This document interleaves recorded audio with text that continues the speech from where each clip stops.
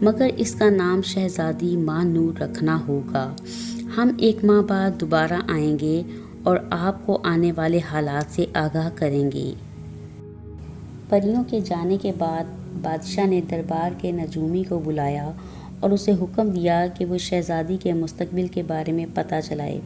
نجومی چند دن کی اجازت لے کر چلا گیا۔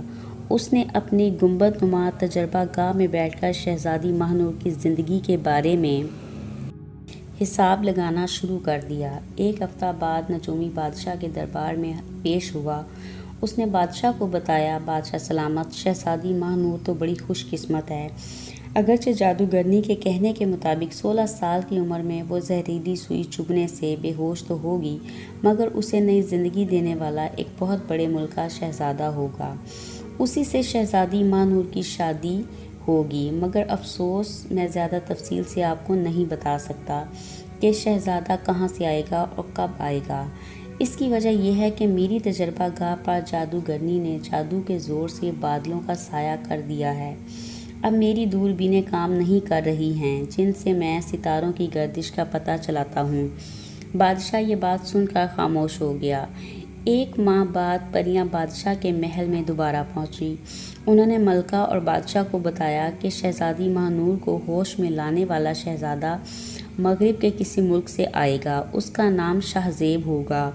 ہم نے اس کا پتہ چلا لیا ہے۔ آپ کو شہزادی کے لیے اب فکر مند ہونے کی ضرورت نہیں ہے۔ یہ کہہ کر پریاں واپس چلی گئیں۔ وقت گزرتا گیا، شہزادی جوان ہوتی گئی۔ ملکہ اور بادشاہ یہ بھی بھول گئے کہ شہزادی کے لیے منحوس سال قریب آتا جا رہا ہے۔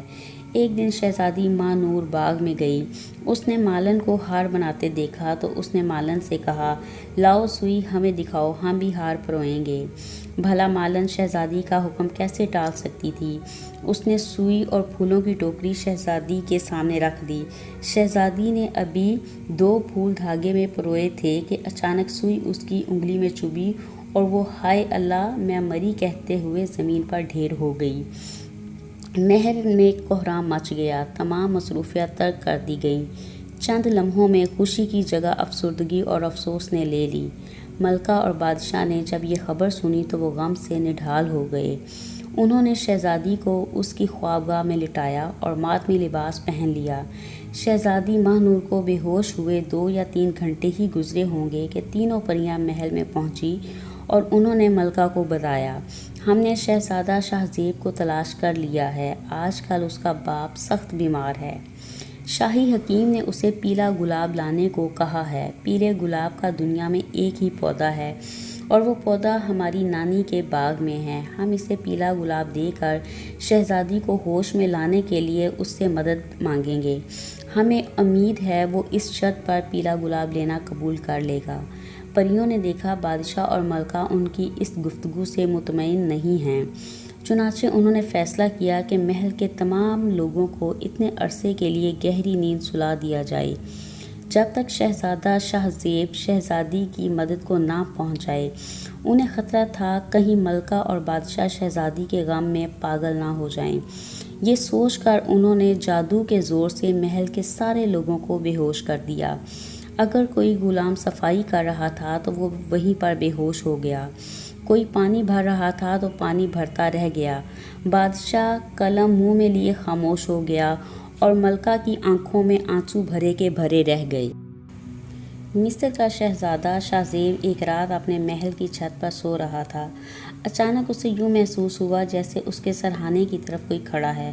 اس نے فوراً نیام میں سے تلوار نکالی اور چلایا، کون ہے جو ہماری عزت کے بغیر ہماری خوابگاہ میں چلا آیا ہے؟ اچانک خوابگاہ کی شمع خود بخود جل اٹھی۔ اس نے دیکھا اس کے سرہانے ایک خوبصورت پری کھڑی ہے۔ اس نے ذہن پر زور دیا تو اسے یاد آ گیا۔ اس نے پوچھا، اگر میں بھول نہیں رہا تو تم نیلم پری ہو؟